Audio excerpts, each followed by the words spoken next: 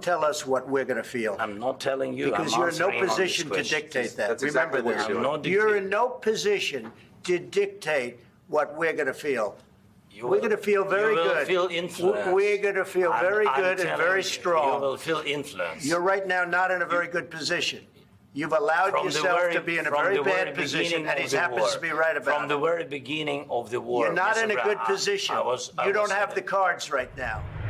President Zelensky left the US for London, touching down this morning. His motorcade headed straight for Downing Street. A planned meeting with the Prime Minister brought forward, a move that speaks to the urgency and precarity of this diplomatic row. Cheered by supporters on his way into number 10 for a choreographed show of support from the Prime Minister. Handshake after handshake from Keir Starmer, who is also trying to keep the US on side and spoke to both President Zelensky and President Trump last night. Thank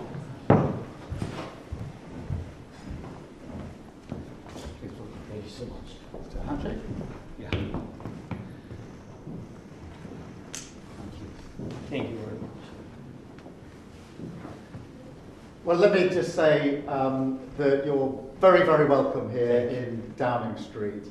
As you heard from the cheers on the street outside, you have full backing across the United Kingdom.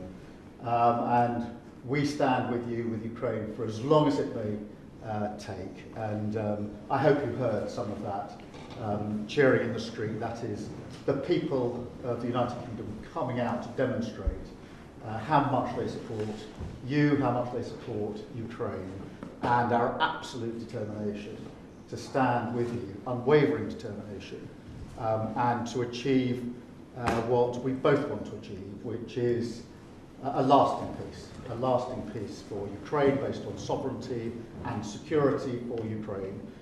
So important for Ukraine, so important for Europe, and so important for the United Kingdom. So I'm much looking forward to our discussions here this afternoon. Thank you very much for making the time. I don't want a ceasefire. I don't want a ceasefire. I want to go, and I wanted this. Look, if you could get a ceasefire right now, I tell you, you take it so the bullets stop flying and your men stop getting killed. Of course, we want to stop the war. But you're saying you don't want a ceasefire. But I said to you, I want a ceasefire. With guarantees. Because you'll get a ceasefire faster than an agreement. Ask our people about ceasefire, what they think. That wasn't with me. For you what, that wasn't with me. Means. That was with a guy named Biden, who was not a smart person. That was with Obama. It was your president. Excuse me. That was with Obama, who gave you sheets, and I gave you javelins. Yes. I gave you the javelins to take out all those tanks. Obama gave you sheets. In fact, the statement is Obama gave sheets and Trump gave javelins. Der gestrige Abend hat unterstrichen. Last night underlined that a new era of profanity has begun, a heinous time in which we must defend the rules-based international order and the strength of the law more than ever against the might of the strongest. Because otherwise, no free country can sleep peacefully anymore, which has a stronger neighbour. Russia is the aggressor and Ukraine is the nation under attack. 3 years ago, we were right to support Ukraine and impose sanctions on Russia. And we must continue to do so. By we, I mean the United States, Europeans, Canadians, Japanese and many others. We must thank all those who have provided assistance and honour those who are fighting. Posting on X, the Polish Prime Minister Donald Tusk sought to reassure Ukrainians. Dear Zelensky, dear Ukrainian friends, you are not alone.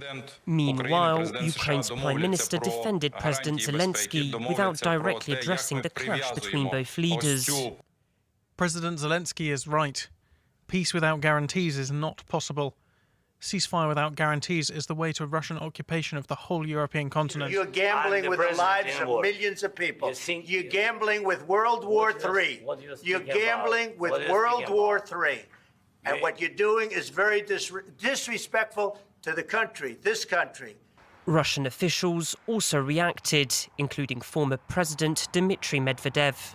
The insolent pig finally got a proper slapdown in the Oval Office. And Donald Trump is right. The Kyiv regime is gambling with World War III. The escalation will be seen as playing in Russia's favour. President Zelensky, who was trying only to explain to provide arguments, and he was in minority in this discussion. There was President Trump, J.D. Vance, the vice president, and he was alone. And he is not native speaker, but despite this, he was defending his country, his people. He has no choice. Stand with Ukraine! Stand with Ukraine! We'll never be divided. Stand with Ukraine! Stand with Ukraine! We'll never be divided. Because I have Ukrainian friends, Ukrainian colleagues, and I believe that they're a friend of all of us in America. And what happened yesterday is not how you treat friends.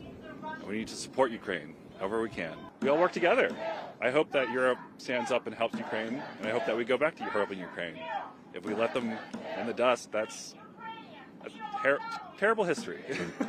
I don't want that to be a reality, so I'm going to say no to it, however I can.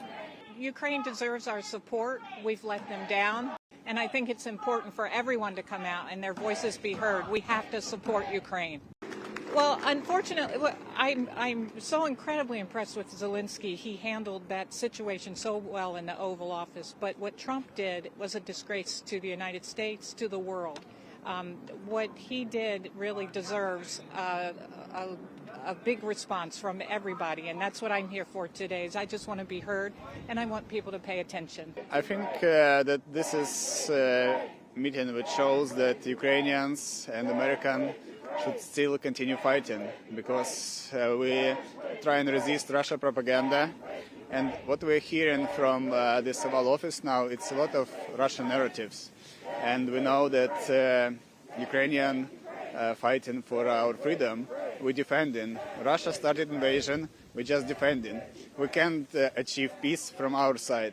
Russia can do peace every moment. They just can stop going out from our country and will be peace. I'm here because I am appalled at the treatment that President Zelensky received yesterday. And I don't support that, and they're not playing cards. So they're not being treated fairly on either side. They have no reason to believe Russia. So I'm here to support them any way I can. And what did you think about the meeting yesterday? It was awful. It was embarrassing. It was childish. It was bullying. Couldn't be any worse. Doesn't represent me. Doesn't represent most of us, I think.